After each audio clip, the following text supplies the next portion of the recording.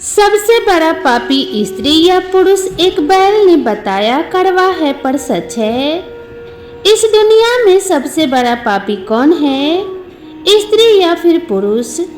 कुछ लोग कहते हैं कि स्त्री ही सबसे बड़ी पापी होती है, तो कुछ लोग कहते हैं कि पुरुष सबसे बड़ा पापी होता है। तो चलिए जानते हैं इस कहानी के माध्यम से कि सबसे बड़ा पापी कौन है। एक समय की बात है, एक बैल और एक गाय आपस में प्रेम पूर्वक रहते थे और एक दिन दोनों एक साथ जंगल में घास खा रहे थे।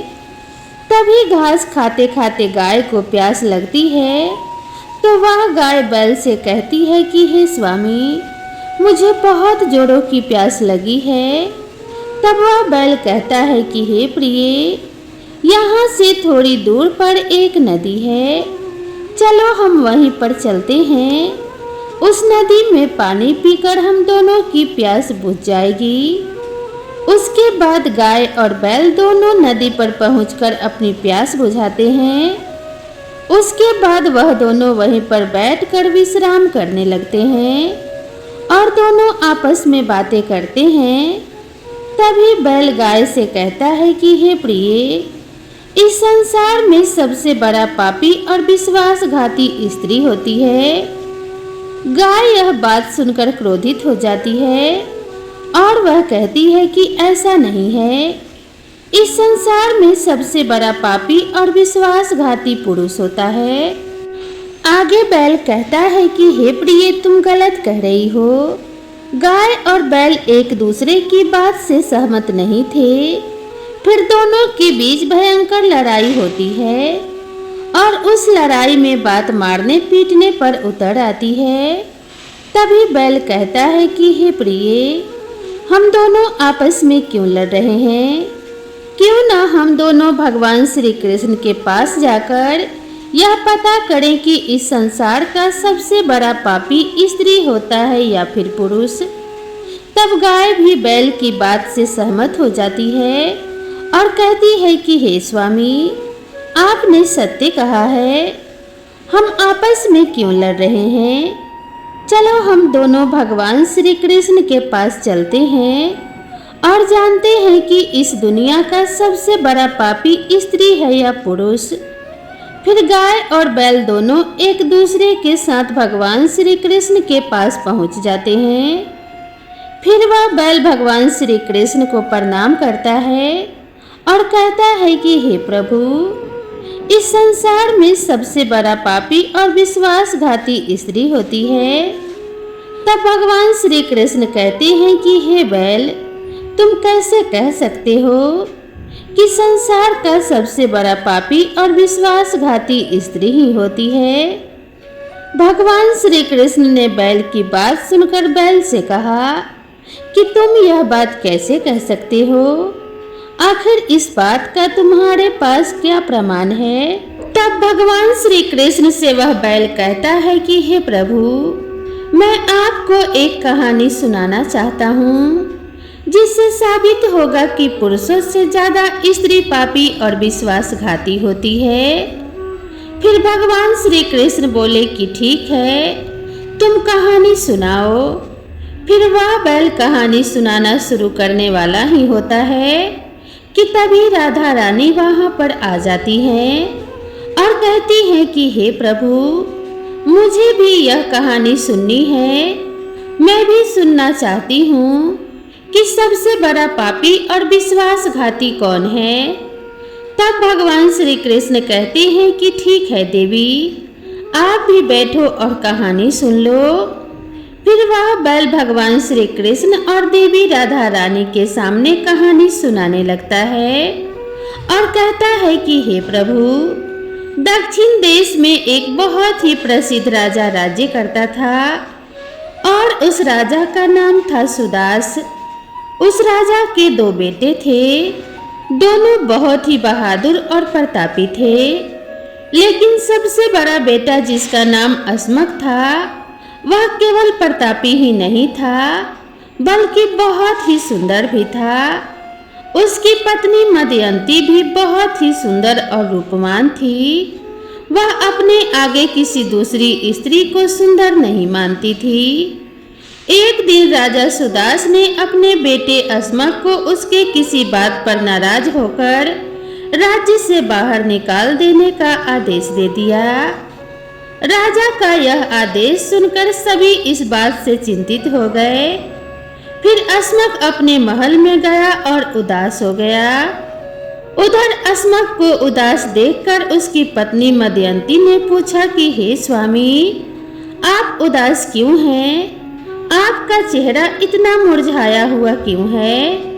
राजकुमार होकर भी आप इतने चिंतित क्यों हैं? क्या हुआ है? तब अस्मक सोचने लगा कि मैंने बहुत बुरा किया और अपनी सारी बात अपने पत्नी को बता दी। उसी समय उसकी पत्नी मदयंती मूर्छित हो जाती है। फिर दासियों ने मदयंती पर गुलाब के पानी का छिड़काव किया। तब जाकर वह होश में आई। अब होश में आकर उसने अपने पति से कहा कि हे स्वामी, अब यूं मुझे छोड़कर किसी अन्य प्रदेश में चले जाएंगे तो मैं आपके बिना कैसे जी पाऊंगी?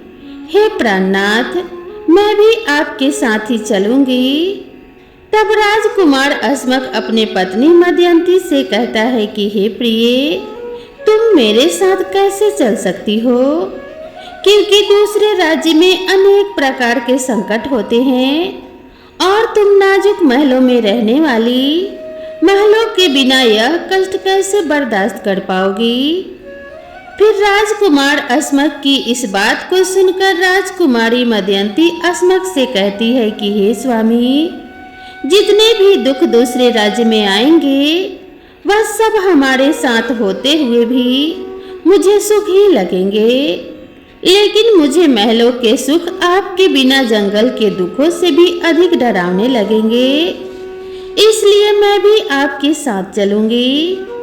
अब वह बैल आगे भगवान श्री कृष्ण से कहता है कि हे प्रभु, राजकुमारी मदयंती की आंखों में आंसू देखकर अस्मक ने मन में सोचा कि वह मेरे बिना नहीं रह सकती, इसीलिए मुझे इसको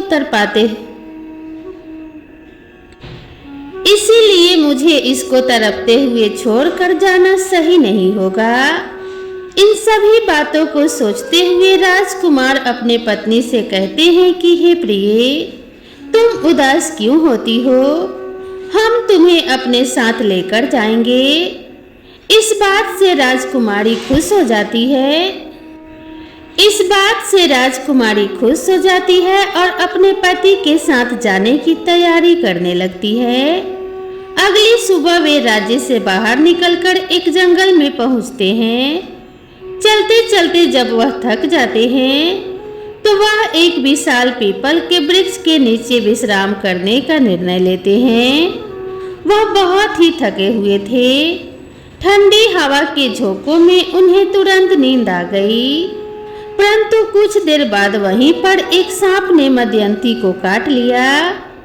इस बात को सुनकर देवी राधा रानी के चेहरे पर घबराहट आ जाती है और वह बैल से कहती है कि हे बैल, आगे क्या हुआ? तुम मुझे जल्दी से बताओ। फिर वह बैल कहता है कि हे माता, आप आगे का वृतांत सुनिए। सांप के डसने से राजकुमारी तड़पने लगी और अस्मक की आंखें खुल गई। राजकुमारी को तड़पता हुआ देखकर और सांप को जाता हुआ देखकर अस्मक बेचैन हो गया।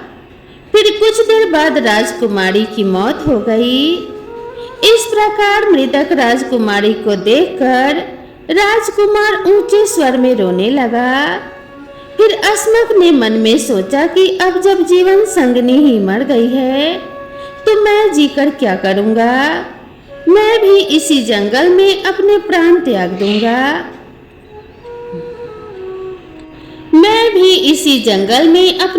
त्याग दूंगा।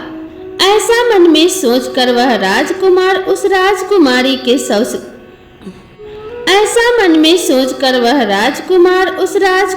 के शव के पास से उठता है और जंगल से लकड़ियां इकट्ठी करने लगता है और रो रो करके कहता है कि मैं भी मदयंती की चिता में जलकर मर जाऊंगा। लेकिन तभी उसी समय स्वर्ग से एक देवदूत आता है और राजकुमार को रोते हुए देखकर उसके मन में दया आ जाती है। वह राजकुमार के पास जाता है और पूछता है कि तुम क्यों रो रहे हो, आखिरकार तुम्हारा दुख क्या है। तब वह राजकुमार अस्मक ने देवदूत से कहा, मेरे पास अपना दुख कहने की हिम्मत नहीं है। मैं चाहता हूँ कि यह धरती इसी वक्त फट जाए और मैं इसमें समा जाऊं। फिर देवदूत ने कहा कि तुम मुझे अपना हाल बताओ, शायद मैं तुम्हारी कुछ मदद कर सकूं। फिर राजकुमार अस्मक ने कहा कि महाराज, मैं एक राजकुमार हूँ और राजा सुदास का बड़ा बेटा हूँ।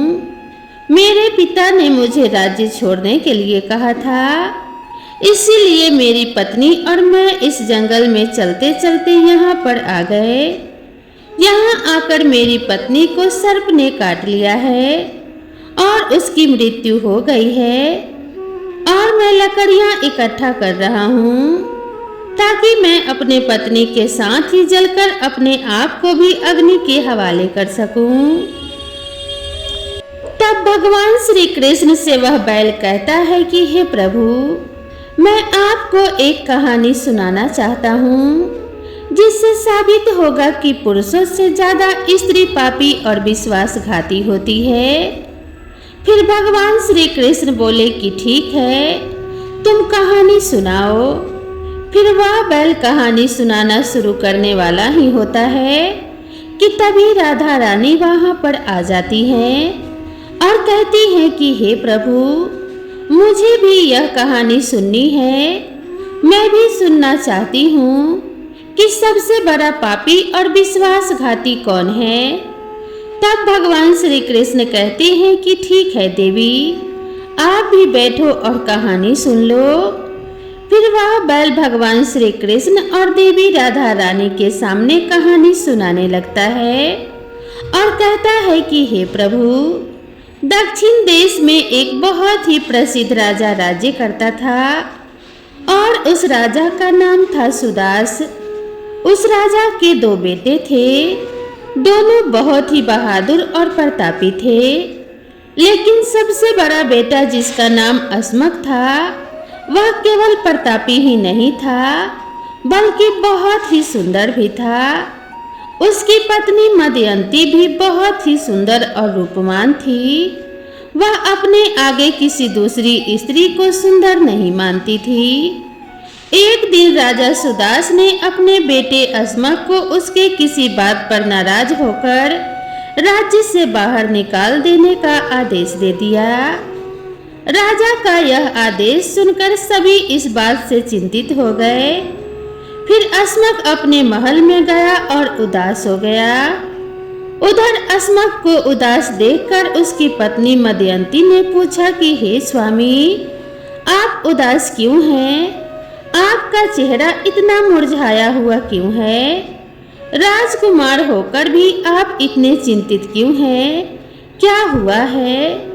तब अस्मक सोचने लगा कि मैंने बहुत बुरा किया और अपनी सारी बात अपने पत्नी को बता दी। उसी समय उसकी पत्नी मदयंती मूर्छित हो जाती है। फिर दासियों ने मदयंती पर गुलाब के पानी का छिड़काव किया, तब जाकर वह होश में आई। अब होश में आकर उसने अपने पति से कहा कि हे स्वामी, आप यूं मुझे छोड़कर किसी अन्य प्रदेश में चले जाएंगे तो मैं आपके बिना कैसे जी पाऊंगी? हे प्राणनाथ, मैं भी आपके साथ ही चलूंगी। तब राजकुमार अस्मक अपने पत्नी मदयंती से कहता है कि हे प्रिय, तुम मेरे साथ कैसे चल सकती हो? क्योंकि दूसरे राज्य में अनेक प्रकार के संकट होते हैं और तुम नाजुक महलों में रहने वाली, महलों के बिना यह कष्ट कैसे बर्दाश्त कर पाओगी? फिर राजकुमार अस्मक की इस बात को सुनकर राजकुमारी मदयंती अस्मक से कहती है कि हे स्वामी, जितने भी दुख दूसरे राज्य में आएंगे वह सब हमारे साथ होते हुए भी मुझे सुख ही लगेंगे, लेकिन मुझे महलों के सुख आपके बिना जंगल के दुखों से भी अधिक डरावने लगेंगे, इसलिए मैं भी आपके साथ चलूंगी। अब वह बैल आगे भगवान श्री कृष्ण से कहता है कि हे प्रभु, राजकुमारी मदयंती की आंखों में आंसू देखकर अस्मक ने मन में सोचा कि वह मेरे बिना नहीं रह सकती, इसीलिए मुझे इसको तड़पते हुए छोड़कर जाना सही नहीं होगा। इन सभी बातों को सोचते हुए राजकुमार अपने पत्नी से कहते हैं कि हे प्रिय, तुम उदास क्यों होती हो? हम तुम्हें अपने साथ लेकर जाएंगे। इस बात से राजकुमारी खुश हो जाती है और अपने पति के साथ जाने की तैयारी करने लगती है। अगली सुबह वे राज्य से बाहर निकलकर एक जंगल में पहुंचते हैं। चलते चलते जब वह थक जाते हैं तो वह एक विशाल पीपल के वृक्ष के नीचे विश्राम करने का निर्णय लेते हैं। वह बहुत ही थके हुए थे। ठंडी हवा के झोंकों में उन्हें तुरंत नींद आ गई, परंतु कुछ देर बाद वहीं पर एक सांप ने मदयंती को काट लिया। इस बात को सुनकर देवी राधा रानी के चेहरे पर घबराहट आ जाती है और वह बैल से कहती है कि हे बैल, आगे क्या हुआ? तुम मुझे जल्दी से बताओ। फिर वह बैल कहता है कि हे माता, आप आगे का वृतांत सुनिए। सांप के डसने से राजकुमारी तड़पने लगी और अस्मक की आंखें खुल गई। राजकुमारी को तड़पता हुआ देखकर और सांप को जाता हुआ देखकर अस्मक बेचैन हो गया। फिर कुछ देर बाद राजकुमारी की मौत हो गई। इस प्रकार मृतक राजकुमारी को देखकर राजकुमार ऊंचे स्वर में रोने लगा। फिर अस्मक ने मन में सोचा कि अब जब जीवन संगनी ही मर गई है तो मैं जीकर क्या करूंगा? मैं भी इसी जंगल में अपने प्राण त्याग दूंगा। ऐसा मन में सोचकर वह राजकुमार उस राजकुमारी के शव के पास से उठता है और जंगल से लकड़ियां इकट्ठी करने लगता है और रो रो करके कहता है कि मैं भी मदयंती की चिता में जलकर मर जाऊंगा। लेकिन तभी उसी समय स्वर्ग से एक देवदूत आता है और राजकुमार को रोते हुए देखकर उसके मन में दया आ जाती है। वह राजकुमार के पास जाता है और पूछता है कि तुम क्यों रो रहे हो? आखिरकार तुम्हारा दुख क्या है? तब वह राजकुमार अस्मक ने देवदूत से कहा, मेरे पास अपना दुख कहने की हिम्मत नहीं है। मैं चाहता हूँ कि यह धरती इसी वक्त फट जाए और मैं इसमें समा जाऊं। फिर देवदूत ने कहा कि तुम मुझे अपना हाल बताओ, शायद मैं तुम्हारी कुछ मदद कर सकूं। फिर राजकुमार अस्मक ने कहा कि महाराज, मैं एक राजकुमार हूँ और राजा सुदास का बड़ा बेटा हूँ। मेरे पिता ने मुझे राज्य छोड़ने के लिए कहा था, इसीलिए मेरी पत्नी और मैं इस जंगल में चलते चलते यहाँ पर आ गए। यहाँ आकर मेरी पत्नी को सर्प ने काट लिया है और उसकी मृत्यु हो गई है और मैं लकड़ियाँ इकट्ठा कर रहा हूँ ताकि मैं अपने पत्नी के साथ ही जलकर अपने आप को भी अग्नि के हवाले कर सकूं। आगे वह बैल भगवान श्री कृष्ण से कहता है कि हे प्रभु, आगे सुनिए। अस्मक की बात को सुनकर देवदूत कहते हैं कि हे राजकुमार, तू भी बड़ा मूर्ख है। यह संसार है, यहाँ इंसानों का आना जाना लगा रहता है। इस शरीर को एक ना एक दिन तो सबको त्यागना ही पड़ेगा। तू भी इस बात को जानता है। इस संसार में कोई भी किसी के साथ नहीं आता और ना ही किसी के साथ जाता है। फिर भी तू मूर्खों की तरह यह बात कर रहा है। अगर तू जीवित रहेगा तो बहुत सारी रानियां तुझे मिल जाएंगी। इसीलिए मेरे कहने पर मरने का विचार छोड़ दो। इस मानव शरीर को प्राप्त करने के लिए देवता भी बेहद इच्छुक होते हैं। तुम इस शरीर को क्यों नष्ट करना चाहते हो? इस प्रकार देवदूत के शब्दों को सुनकर अस्मक कहता है कि महाराज, आपने जो कुछ कहा है वह सत्य है, परंतु ऐसी पतिव्रता पत्नी मुझे किसी जन्म में भी नहीं मिल सकती, इसीलिए मैं इसके साथ ही मरूंगा।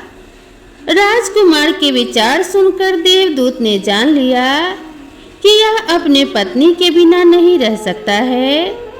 तब देवदूत ने राजकुमार से कहा कि हे राजकुमार, तुम्हारी पत्नी को जीवित करने के लिए केवल एक ही उपाय है। अब तुम मेरी बात को ध्यान से सुनो। यदि तुम इस उपाय को कर सकते हो तो तुम्हारी पत्नी जीवित हो सकती है। फिर राजकुमार ने कहा कि महाराज, आप जो कुछ भी कहेंगे वह सब करने के लिए मैं तैयार हूँ, केवल मेरी पत्नी को जीवित कर दो। तब देवदूत ने कहा, तुम्हारी पत्नी की आयु केवल 40 वर्ष ही थी, जिसे उसने बिता दिया। इसके बदले तेरी उम्र 80 वर्ष की है, जिसमें से 45 वर्ष बीत चुके हैं। जीवन काल में 35 वर्ष अभी भी बाकी है, यानी तुझे 35 साल और जीने का अवसर है। यदि तुम अपने पत्नी को अपना आधा जीवन समर्पण कर देते हो तो तुम दोनों की आयु समान हो जाएगी। अगर तुम यह बात मान लो तो राजकुमारी जल्दी ही ठीक हो जाएगी। इस तरह देवदूत की बात सुनकर राजकुमार अस्मक ने कहा कि मुझे मंजूर है। फिर देवदूत ने राजकुमार के हाथ में पानी दिया और 15 वर्षों के लिए राजकुमारी के पैरों पर पानी डालने का संकल्प लिया। अब जैसे ही अस्मक ने संकल्प किया कि वह जल को रानी के पैरों पर डालेगा, तभी देवदूत ने कहा, पानी को पैरों पर डालने से पहले मेरी एक बात को ध्यान से समझ लो। इसमें एक गुप्त रहस्य भी छिपा हुआ है। अभी तो तुझे राजकुमारी की आवश्यकता है, तुम पानी डालकर उसे बचा सकते हो, लेकिन अगर भविष्य में राजकुमारी की आवश्यकता नहीं पड़ती है तो तुम अपने संकल्प को वापस भी ले सकते हो। परंतु एक बात हमेशा ध्यान रखना, संकल्प को कभी वापस ले सकने की बात राजकुमारी से मत कहना, वरना तुम अपने संकल्प को वापस नहीं ले सकोगे। हमेशा याद रखना, जीवन में कुछ बातें हमेशा छुपा कर रखी जानी चाहिए, क्योंकि कभी कभी वह बातें काम आ सकती है। फिर ऐसा कहकर वह देवदूत अंतर्ध्यान हो जाता है। फिर अस्मक ने अपने पत्नी के ऊपर पानी छिड़का, तभी उसकी पत्नी को होश आ जाता है। तब अस्मक राजकुमारी से कहता है कि तुम तो सो गई थी और बहुत थकी हुई थी, इसीलिए मैंने तुम्हें नहीं जगाया। इस प्रकार राजकुमार अस्मक ने अपने पत्नी से सारी बातें छुपा ली कि सांप ने तुम्हें काट लिया था और तुम मर गई थी, और मैंने तुम्हें फिर से जीवित कैसे किया है। सभी बातें राजकुमार ने अपने पत्नी से छुपा लिया। फिर भगवान श्री कृष्ण बैल से कहते हैं कि हे बैल, आगे क्या हुआ। फिर बैल आगे कहता है कि हे प्रभु। फिर वह दोनों आगे बढ़ गए। कई दिनों बाद उन्होंने एक बहुत ही सुंदर स्थान देखा। वहां पर एक महात्मा की कुटिया थी। जब वहां पर वे दोनों पहुंचे तो उन्होंने देखा कि एक सुंदर युवा महात्मा शांति से बैठकर कोई साधना कर रहा था। वे दोनों बहुत ही थके हुए थे, इसीलिए महात्मा के पास बैठ गए। उसी समय राजकुमार ने अपने पत्नी से कहा कि हे प्रिय, हमें लगता है कि हम कुएं पर जाकर पानी पी लेते हैं। अगर तुम भी प्यासी हो तो तुम्हारे लिए भी पानी ले आता हूँ। तब राजकुमार की बात सुनकर राजकुमारी ने कहा, मुझे तो प्यास नहीं लगी है, अब जाइए और पानी पीकर आ जाइए। इसके बाद राजकुमार अस्मक एक रस्सी और एक बाल्टी लेकर कुएं पर जाते हैं। जब राजकुमार पानी पीने पहुँचे तो राजकुमारी मदयंती उस महात्मा की ओर देखती है। राजकुमारी महात्मा की सुंदरता को देखकर उस पर मोहित हो गई, अर्थात वह उससे दिल दे बैठी। अब मदयंती महात्मा से कहती है कि हे महाराज, आप तो यहाँ पर बहुत खुशी से रहते हैं। महात्मा ने कहा, सुनो, तुम भी मेरे साथ रह सकती हो, लेकिन तुम्हारे पति तुम्हारे साथ में हैं, तो हम तुम्हें कैसे रख सकते हैं। इसके बाद राजकुमारी मदयंती ने महात्मा के सामने अपनी प्रेम लीला प्रकट की। तब महात्मा ने कहा, मैं तुम्हें एक उपाय बताता हूँ। तुम अपने पति को जिस कुएं में वह पानी पीने गया है, उसी कुएं में धकेल देना, फिर जो होगा हम देख लेंगे। फिर महात्मा की बात सुनकर राजकुमारी मदयंती ने कहा, मैं ऐसा ही करूँगी। अस्मक पानी पीकर जैसे ही राजकुमारी के पास आया, तो वह राजकुमारी कहने लगी, मुझे भी प्यास लगी है। अब मुझे प्यास लगी है तो मुझे पानी पिलाने ले चलो। वापस चलकर मुझे भी उसी कुएं पे पानी पिलाओ। तब राजकुमार ने कहा कि मैंने तुमसे पहले ही पूछा था, तब तो तुमने मना कर दिया था। खैर, अगर तुम्हें प्यास लगी है तो मैं अभी पानी लेकर आता हूँ। तब राजकुमार पानी पीने के लिए जाने लगा तो राजकुमारी कहने लगी, मैं भी तुम्हारे साथ चलती हूँ। बेचारा राजकुमार तो उसके प्रेम में पागल था। उसे क्या मालूम था कि यह मेरे ही प्राण लेने के लिए मेरे साथ आ रही है। इतनी बात कहकर वह बैल अपना सिर नीचे झुकाता है और कुछ देर शांत रहता है। फिर उस शांति को भंग करते हुए देवी राधा रानी कहती हैं, बैल, आगे क्या हुआ जल्दी से बताओ। मैं आगे की कथा जानने के लिए बहुत ही उतावली हो रही हूँ। आगे वह बैल कहता है कि हे माता, वास्तव में विद्वान सच कहते हैं कि स्त्रियों के चरित्र को तो देवता भी नहीं जान सकते, तो मानव क्या चीज है। उनके जाल में अच्छे अच्छे बुद्धिमान भी फंस जाते हैं। तब राजकुमार कुएं पर जाकर पानी भरने के लिए बाल्टी कुएं में डालता है, तो राजकुमारी अपने पति यानी राजकुमार अस्मक को पीछे से कुएं में धक्का देकर गिरा देती है और खुद उस महात्मा के पास चली जाती है। वह महात्मा राजकुमारी को अपने साथ ले जाकर एक राज्य में बस जाता है और वहां पर जाकर दोनों खुशी से रहने लगते हैं। महात्मा ने फिर मदयंती को ऐसा नाचना और गाना सिखाया कि वह नृत्यांगना के रूप में मशहूर हो गई। धीरे धीरे वह राजकुमारी पूरे नगर में प्रसिद्ध हो गई। इस तरह मदयंती के नृत्य और गीत के कारण उस महात्मा के पास लाखों रुपए बन गए थे। राजकुमारी भी उस महात्मा के साथ में मस्ती से रहने लगी। जिस समय मदयंती ने अपने पति अस्मक को कुएं में गिरा दिया था, तब संयोग से एक जंजीर जो कुएं में लटकी हुई थी, उसे अस्मक ने पकड़ लिया था और उसको पकड़कर कुएं में लटकता रहा और ईश्वर को याद करते हुए वह सोचने लगा, क्या मेरे प्यार की यही सजा है। कुछ समय बाद राजकुमारियों का एक काफिला वहां पर आया। काफिले में से एक राजकुमारी बाल्टी लेकर कुएं से पानी भरने लगी। जब उसने कुएं में बाल्टी डाली, तब अस्मक ने उसकी बाल्टी को हाथ से पकड़ लिया। राजकुमारी यह देखकर चौंक गई और पूछा, तुम कौन हो। राजकुमार अस्मक ने कहा कि हे बहन, मैं कुएं में लटका हुआ हूँ, मुझे यहाँ से बाहर निकालो और मेरी जान बचाओ। मैं सारी जिंदगी आपके उपकार को भूल नहीं पाऊंगा। और ऐसा कहकर राजकुमार अस्मक राजकुमारी से प्रार्थना करने लगा।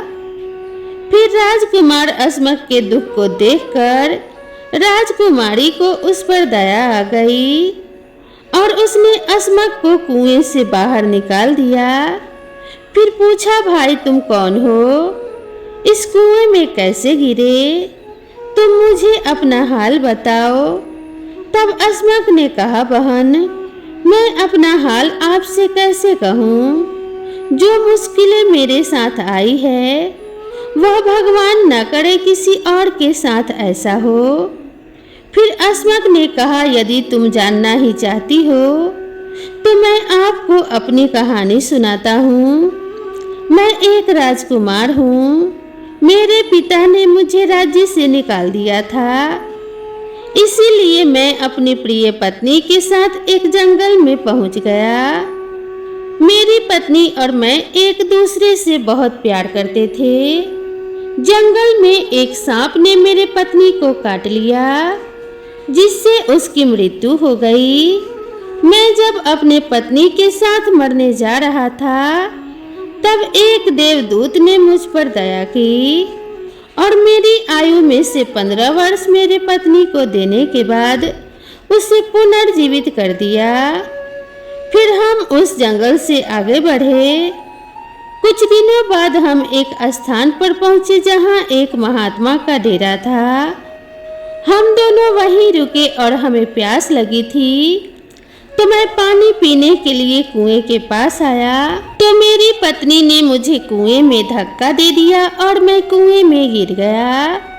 फिर फरिश्ता बनकर आप यहाँ पर आई और आपने मुझे बाहर निकाल दिया। फिर धीरे धीरे समय बीतता गया। राजकुमार असमक एक नगर में रहने लगा।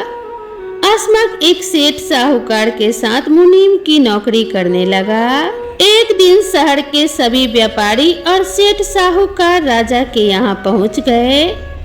असमक उस राजकुमारी के नृत्य और गायन की प्रशंसा सुनता था। उसने भी सोचा कि मुझे इस नृत्य को देखना चाहिए। वह भी राजा के दरबार में सेठ के साथ पहुंच गया। राजकुमारी ने अप्सराओं के समान नृत्य किया और अपनी सुरीली आवाज में कई सुंदर राग को प्रस्तुत किया। उसके गाने को सुनकर महफिल के सभी लोग आश्चर्य में आ गए और सभी ने बहुत सारे इनाम दिए। इसके साथ ही राजा से लेकर प्रजा तक सभी ने उसकी खूब प्रशंसा की। राजकुमार असमक ने अपने हाथ की अंगूठी निकाली जिसमें हीरा जड़ा हुआ था और उस अंगूठी को मदयंती को भेंट कर दिया। इसके बाद मदयंती ने अंगूठी को पहचान लिया और मन ही मन में कहने लगी, यह तो बहुत बड़ा आश्चर्य हो गया। मेरा पति जिंदा है और यहाँ तक पहुँच गया है। अब वह मुझे जीवित नहीं छोड़ेगा, इसीलिए मुझे कुछ ऐसा करना चाहिए जिससे वह मारा जाए। उसने मन में सोचा, अब मैं यहाँ के राजा को एक सुरीला गाना और नृत्य प्रस्तुत करती हूँ, जिससे वह खुश होकर मुझे कुछ मांगने के लिए बोलेंगे। तब मैं राजा के आदेश से उसे मरवा दूंगी। इसके बाद राजकुमारी मदयंती ने एक सुरीला गाना और नृत्य प्रस्तुत किया, जिसको सुनकर राजा ने उसकी बहुत प्रशंसा की और इससे बहुत ही ज्यादा राजा खुश हुआ। और राजा मदयंती से बोले, मैं तुम पर बहुत खुश हूँ, तुम मुझसे क्या मांगती हो? तब राजकुमारी ने कहा, अगर आप मुझसे प्रसन्न हैं तो सबसे पहले मुझे वचन दीजिए और फिर जो कुछ मैं मांगूंगी आप मुझे वही दे देंगे। फिर मदयंती ने कहा, इस सभा में मेरा एक चोर है, कृपया उसे फांसी की सजा दे दीजिए। राजा ने कहा, तुम उस चोर को मेरे सामने लाओ। मदयंती ने असमक का हाथ पकड़ा और उसे राजा के सामने ले गई। राजाओं ने अपने सैनिकों को आदेश दिया कि इस चोर को जल्लाद के पास ले जाओ और इसे फांसी पर चढ़ा दो। इसी बीच अस्मक का सेठ भी वहां पर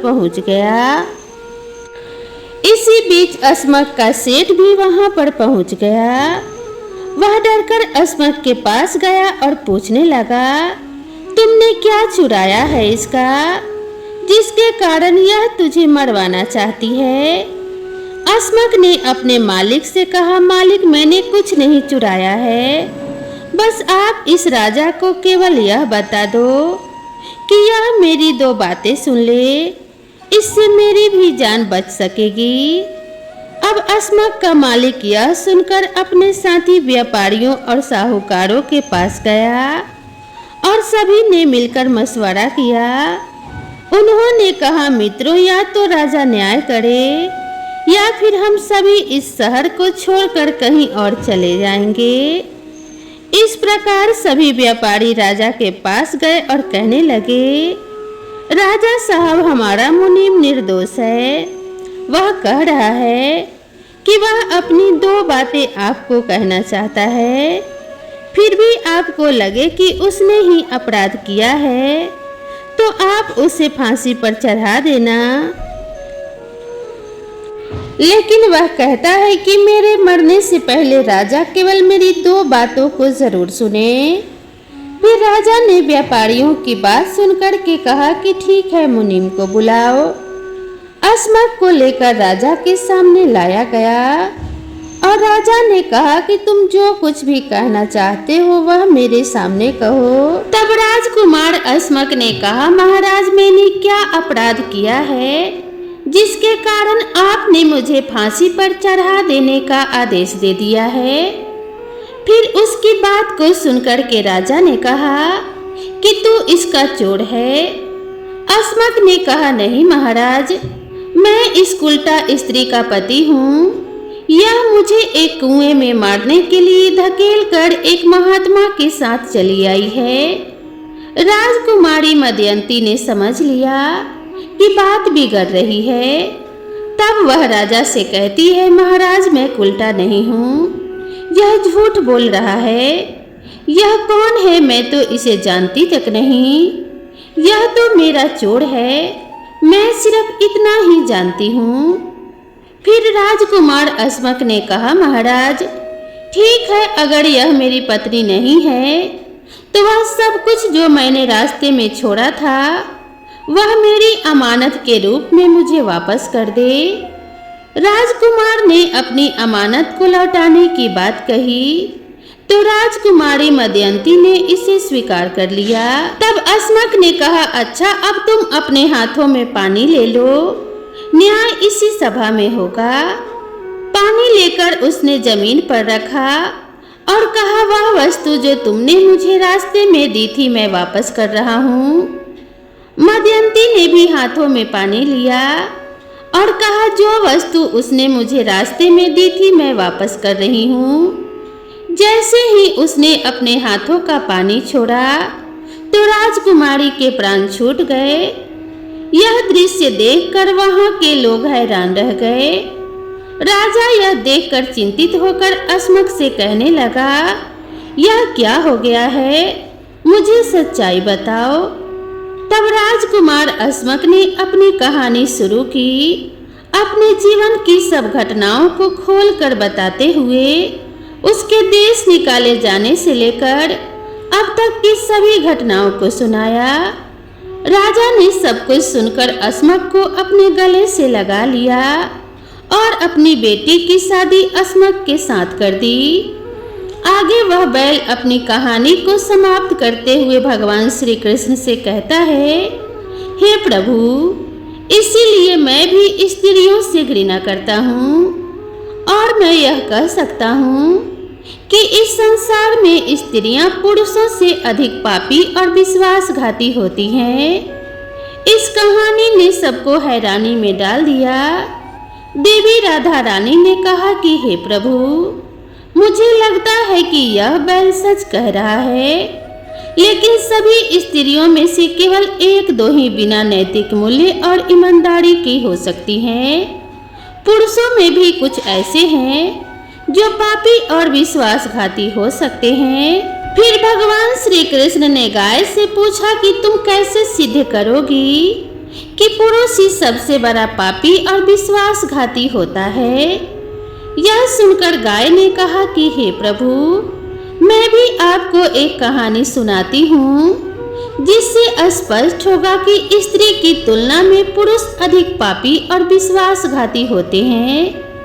फिर वह गाय कहानी सुनाना शुरू करती है और कहती है कि हे प्रभु, एक गांव में एक छोटा सा परिवार रहता था जो बहुत ही धनवान था।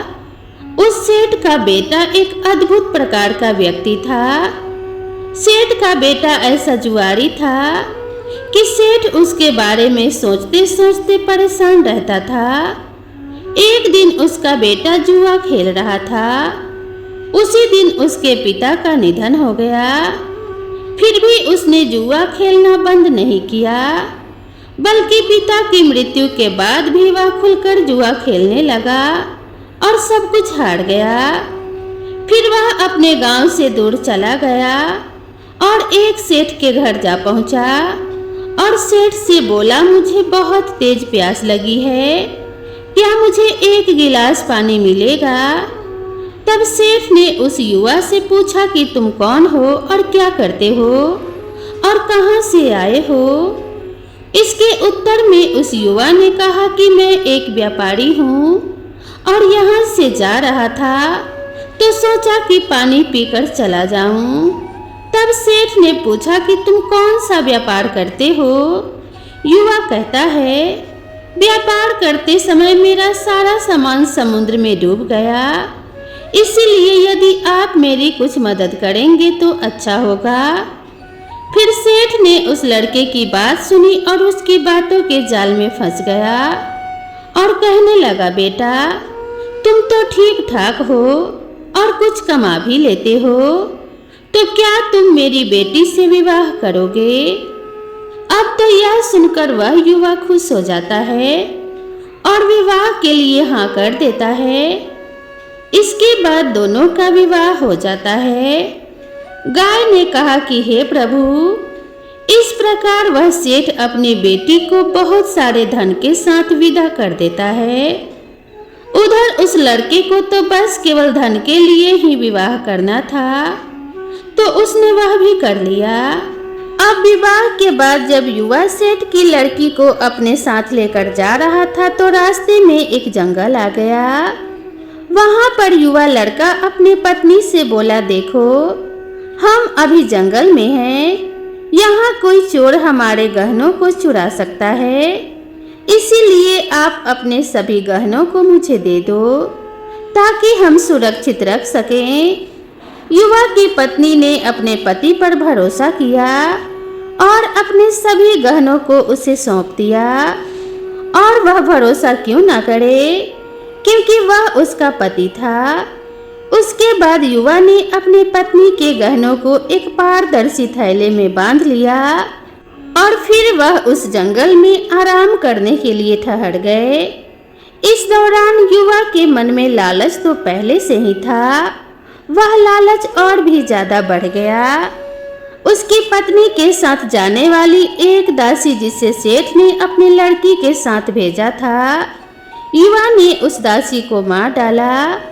फिर उसने अपने पत्नी को एक कुएं में गिरा दिया और मन में यह विचार करने लगा कि मैंने इसके साथ सिर्फ धन के लिए शादी की थी और मुझे धन मिल गया। और उसने सोचा कि वह पानी में डूबकर मर जाएगी। इस तरह सोचकर युवा वहां से चला गया, लेकिन उसकी पत्नी नहीं मरी और वह कुएं से बाहर निकलने के लिए आवाज देती रही।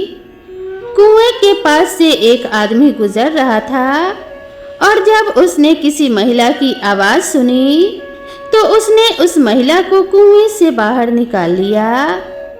फिर कुएं से बाहर निकालने के बाद महिला ने अपनी सारी जानकारी उस व्यक्ति को दे दी और उस व्यक्ति ने महिला को उसके पिता के घर पहुंचा दिया। अब जब महिला पिता के घर पहुंची तो उसके पिता ने चिंतित होकर पूछा, तुम्हारे साथ क्या हुआ? महिला ने कहा, पिताजी जंगल में कुछ चोरों ने हम पर हमला किया था। दासी को मार दिया और मुझे कुएं में धकेल दिया और मेरे पति के बारे में मुझे कुछ भी नहीं पता। बेटी की बातें सुनकर सेठ जी ने सांत्वना देते हुए कहा कि कोई बात नहीं, भगवान सब कुछ ठीक करेंगे। लेकिन गाय ने दुख भरे स्वर में कहा कि हे प्रभु, इस दुनिया में पुरुष ही विश्वासघाती और पापी हो सकते हैं। अब आपके हाथ में न्याय का फैसला है। मैंने भी आपको एक कहानी सुनाई और बैल ने भी अपनी कहानी सुनाई। अब आप ही न्याय करें। उसने भी अपने पत्नी को मारा और सारा सामान लेकर चला गया। भगवान श्री कृष्ण ने दोनों की कहानी सुनकर कहा कि ठीक है बैल और गाय, मैंने तुम्हारी कहानी को ध्यान से सुना। अब मैं तुम्हारा न्याय करता हूँ। सच में इस संसार में स्त्री और पुरुष के बीच में ज्यादा पापी और विश्वासघाती कौन होता है, यह मेरे लिए स्पष्ट है। भगवान श्री कृष्ण ने बिना किसी संदेह के कहा कि इंसान की सोच उसके स्तर से नीचे जा सकती है और वही पापी और विश्वासघाती हो सकता है, चाहे वह स्त्री हो या फिर पुरुष हो। इंसान को किसी भी प्रकार का पाप करने से पहले यह सोचना चाहिए कि क्या वह सही है या फिर नहीं है। पापी और विश्वासघाती होने की कोई जाति नहीं होती या फिर कोई वर्ण नहीं होता। यह इंसान की सोच और कृतियों का परिणाम होता है। वास्तव में इंसान की सोच उसके स्तर से नीचे जा सकती है और यही पापी और विश्वासघाती बना सकती है। धर्म ग्रंथों के अनुसार महाभारत काल में भगवान श्री कृष्ण ने अमृत को प्राप्त करने वाले गुरु द्रोण के पुत्र अश्वत्थामा को भ्रूण हत्या के प्रयास के लिए दंड देते हुए उसकी अमूल्य धरोहर मणि छीन ली थी, जिसके अभाव में वह शक्ति विहीन हो गया था। यह उल्लेखनीय है कि अभिमन्यु की पत्नी उत्तरा के गर्भ में पल रहे शिशु को मारने का प्रयास अश्वत्थामा ने किया था। तब उसकी रक्षा के लिए स्वयं भगवान श्री कृष्ण ने उत्तरा के गर्भ में प्रवेश करके उस शिशु की रक्षा की थी। यही कारण है कि धर्म ग्रंथों में जीव अथवा भ्रूण हत्या के खिलाफ कड़े शब्दों में कहा गया है कि धर्म ग्रंथों के अनुसार नारी को शक्ति का स्वरूप माना गया है। इसके लिए हर युग में महापुरुषों ने उसकी पूजा की है। नारी ने अपने गर्भ से महापुरुषों के साथ साथ ईश्वरीय शक्ति को भी जन्म दिया है। यही कारण है कि नारी को जगत जननी एवं सृष्टि निर्माता भी कहा गया है और सृष्टि को समाप्त करने का अधिकार पृथ्वी लोकवासियों को किसी भी धर्म ग्रंथ में नहीं दिया गया है। यही कारण है कि भ्रूण हत्या पाप ही नहीं महापाप है। चाहे वह स्त्री हो या पुरुष हो, दोनों में से कोई भी पापी और विश्वासघाती हो सकते हैं। तो लिंग के आधार पर यह भेद नहीं किया जा सकता कि कौन ज्यादा पापी है। तो दोस्तों, अगर आप सभी को वीडियो पसंद आई हो तो वीडियो को एक लाइक जरूर करें और मेरे चैनल से जुड़े रहने के लिए इसे सब्सक्राइब करना ना भूलें। तो मिलते हैं इसी तरह की नेक्स्ट वीडियो में, तब तक के लिए नमस्कार।